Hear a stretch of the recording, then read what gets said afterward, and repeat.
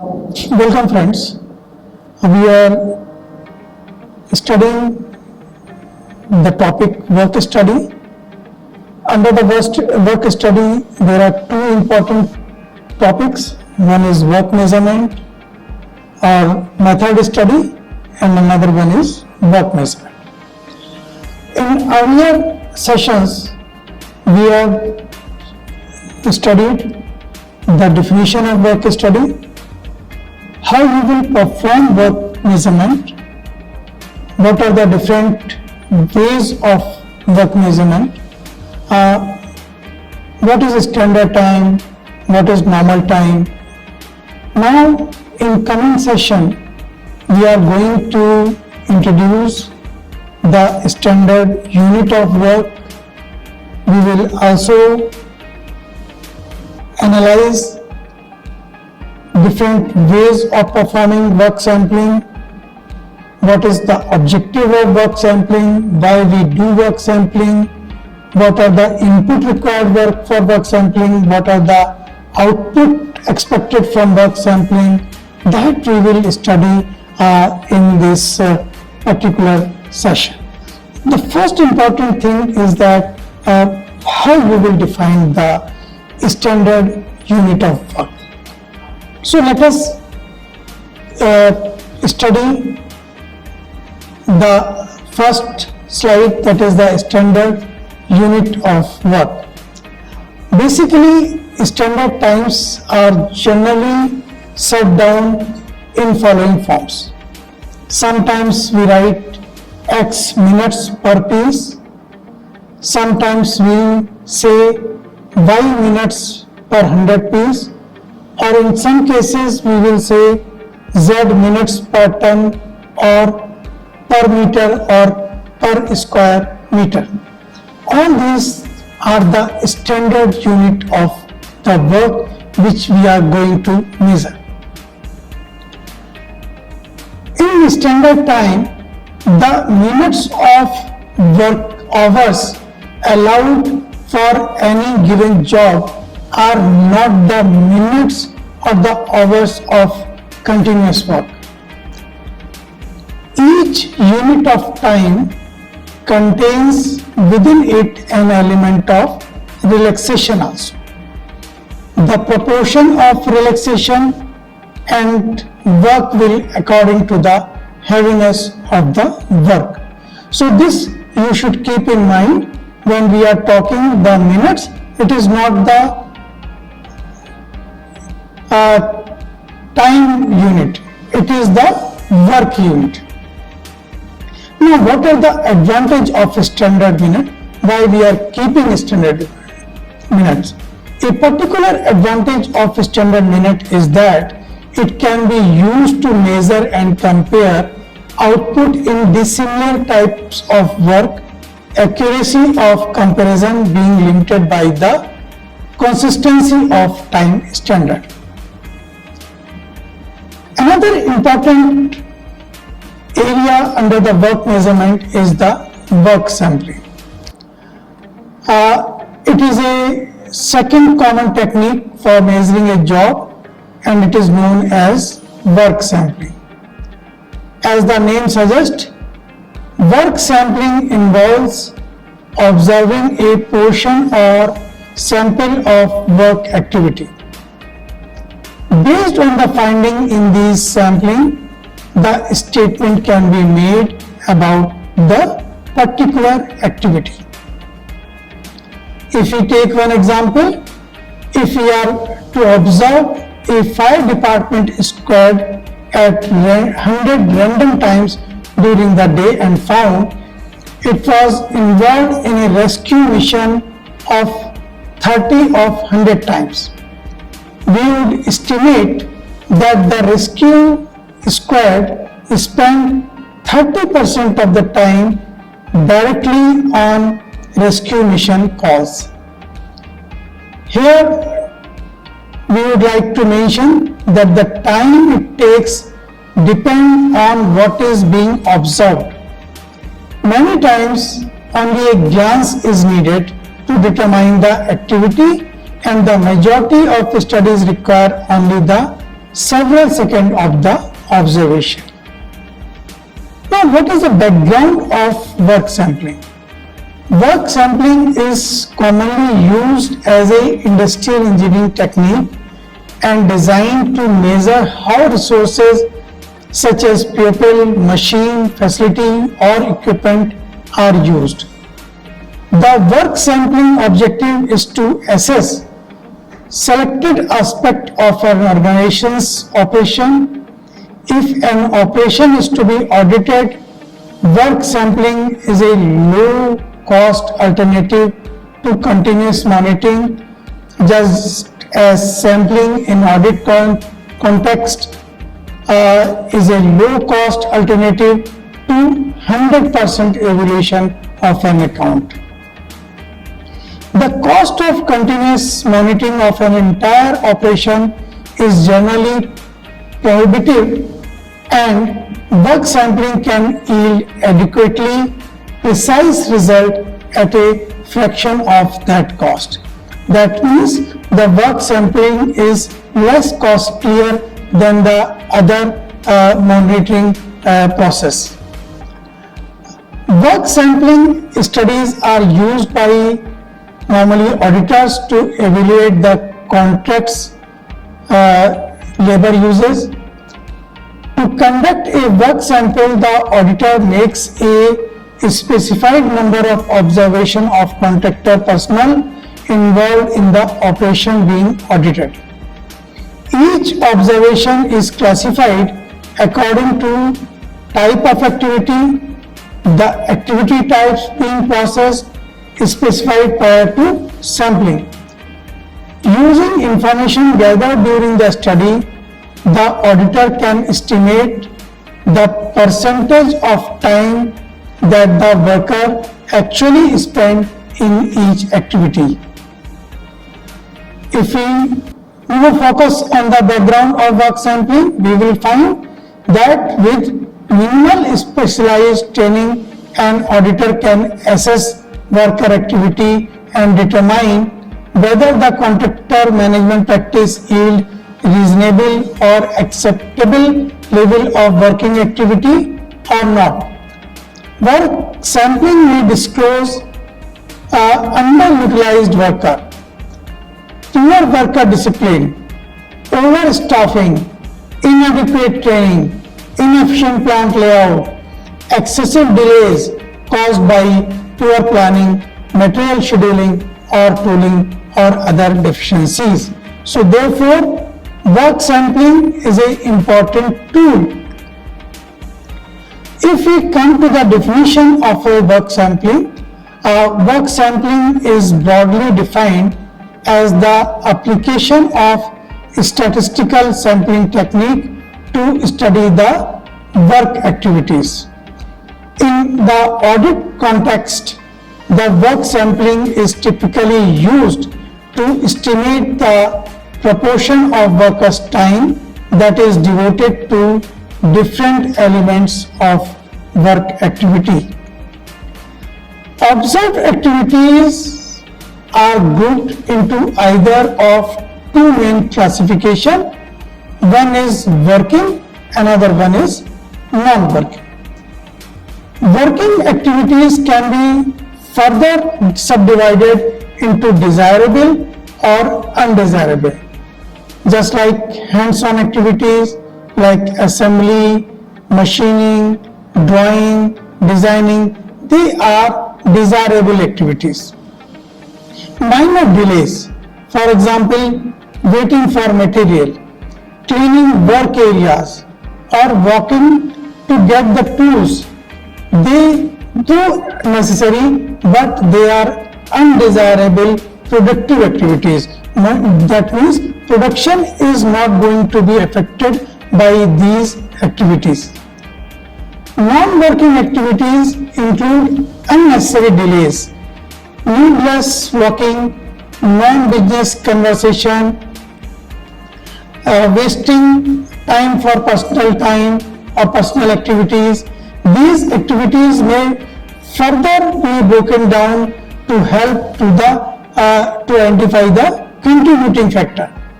the degree of detail will depend on the overall objective of sampling, the type of work environment, and the work sampling method. The impact of work sampling on worker is discussed in your coming slides. Now, the first important thing, we have to assess the reasonableness of a labor cost. If we are paying certain amount of labor for his or her work, there must be some justification. Now, based on the incurred labor cost history, contractor develop labor estimate and budget. If these costs reflect inappropriate activities, they are not reasonable basis for estimating the future cost. Typically, auditor perform two significant audits to determine whether the incurred labor cost allocation are allocable and reasonable. These audits are, if you just focus, we have said that there are two audits. The first audit is labor allocation audit that determine whether the contractor workers are discharging the activity to which they are actually assigned. Second is work sampling, which determines whether while assigned to a specific job, the worker are actively performing the task. If we talk about the work sampling, the typical DCAA work sampling audit does not formally assess the worker effectiveness or the efficiency. Its primary concern is whether the workforce is working or not. There are three applications of work sampling. The first one is ratio delay to determine the activity percentage for personnel or equipment. For example, management may be interested in determining the amount of time a machine is running or remains idle. Second important point is performance measurement to develop a performance index for a worker. Now, why we want it?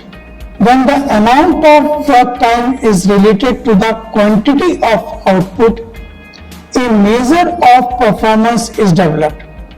This is useful for the periodic performance evaluation.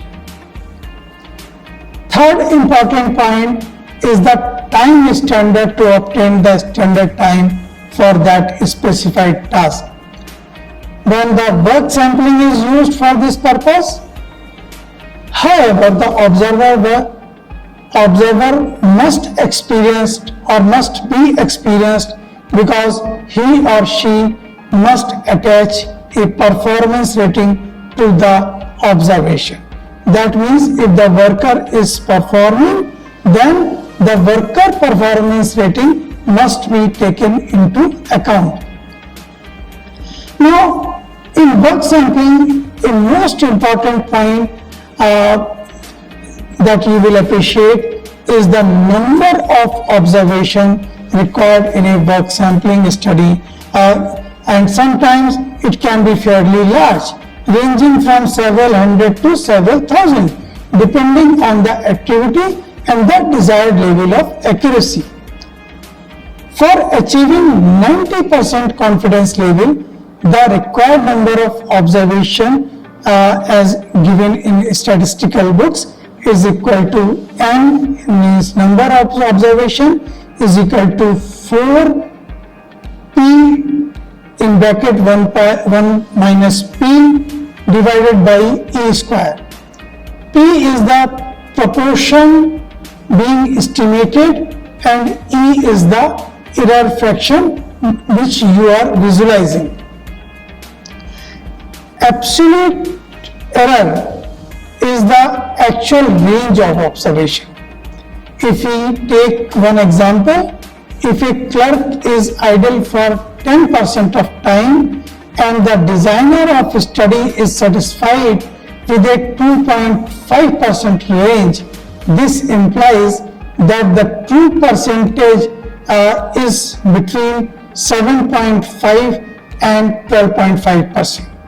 The number of observation required for work sampling, if you calculate from the previous formula, it will come 576. And if you take 2% error or an interval of 8 to 12%, then it requires 900 observations. So you just see that as you add or predict some percentage of error, your number of observation is also going to increase. For completing a work sampling study, we need following 5 steps that are required to be completed. First important task is, or the step is, identify the specific activity or activities that reflect the main purpose of the study. For example, suppose we want to determine the percentage of time the equipment is actually working or actually idle or under repair condition. That we want to know. So that is the specific activity, and the first important step is to identify that particular activity. Second important step is estimating the proportion of the time of the activity of interest to the total time, because we are finding the total running time, idle time or under repair time. These estimates can be made from the analyst knowledge, from the past data, from the reliable guesses from the other or the experienced officials, or with the help of a pilot work sampling study where we identify the certain or specific number of workers and we conduct the study, and on the basis of that study we find the proportion of time for the work which we are interested to know. Third important step, we have to state the desired accuracy in the study. Then determine the specific time when each observation is to be made. We need to recompute at 2 or 3 intervals during the study the required sample size by using the data collected so far and adjust the number of observations if required. So the most important thing is the number of observation and number of times which we are calculating the that particular time. Friends, we are discussing about the work sampling. There is a one formula, and with the help of that formula you can find out the number of observation which is required for the work sampling. There were 5 steps, or there are 5 steps that we have discussed for performing the work sampling. Number of observation to be taken in work sampling is usually divided equally over the study period. For example, if we want 500 observation over the 10-day period, then observations are usually scheduled at 500 divided by 10, that is 50 per day. We should not do 500 observation in 1 day and 9 days we should remain empty. That is not like that. We have to equally divide the observation for our study period. Each day observation are then assigned a specific time by using a random number table. Now, if you want to compare work sampling with time study, there are certain advantages which are offered by the work sampling. For example, several work sampling studies may be conducted simultaneously by one observer, because we are not recording, we are simply conducting the study. The observer need not be a trained analysis unless the purpose of the study is to determine the time standard. If you want only ideal time, then only work is to use the stopwatch and to get the time. We were discussing the various advantages, just like first advantage is that several studies can be conducted simultaneously. Second, the training of observer is not required unless and until we need to determine the standard time or time standard. Third important time, no timing devices are required in case of work sampling. The work of long cycle time may be studied with a fewer observer hours. That is another advantage. The duration of the study is longer, which minimizes the effect of short period variation, because in short period there may be certain variation which can be avoided when your study is longer. The study may be temporarily suspended at any time with little effect. Since work sampling needs only instantaneous observation, the operator has less chance to influence the findings by changing his or her work method. That means a worker who is doing his work, he does not get time to change his method. When the cycle time is short, the time study is more appropriate than work sampling. One drawback associated with work sampling is that it does not provide as a complete breakdown of the elements as we find in case of time study. Another difficulty with work sampling is that observer, rather than following a random sequence of observation, tends to develop a repetitive route of the travel. This may allow the time of observation to be predictable and thus invalidate the findings. This is a human tendency. We normally, as an observer, we find that we want a repetitive sequence of operation which does not validate our findings. Another important factor responsible as a potential drawback of work sampling is its basic assumption is that all the observation pertain to the same static system. If the system is in the process of change, work sampling may give the misleading results. Friends, we were discussing about the work sampling. Work sampling is a technique used under the work measurement, which is meant for taking the observation for the finding the ideal time or for finding the percentage use of operation or percentage of repair time for a machine. In this session, we have studied various steps for performing the work sampling technique.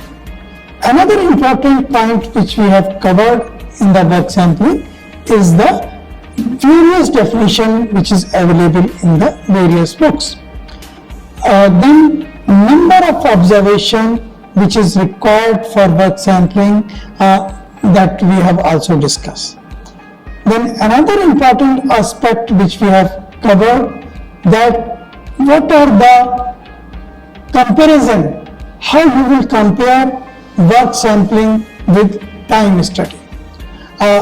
there are various points when we want work sampling, when we want time study. Suppose our time cycle is short, then we will go for the time study. When our time cycle is long, then we will prefer work sampling.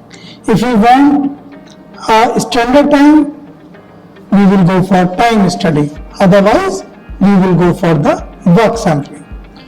In coming session, we will discuss about the method study, and under that we will study the predetermined motion study. So I hope that this session will be interesting for you and you have enjoyed this session. Thank you.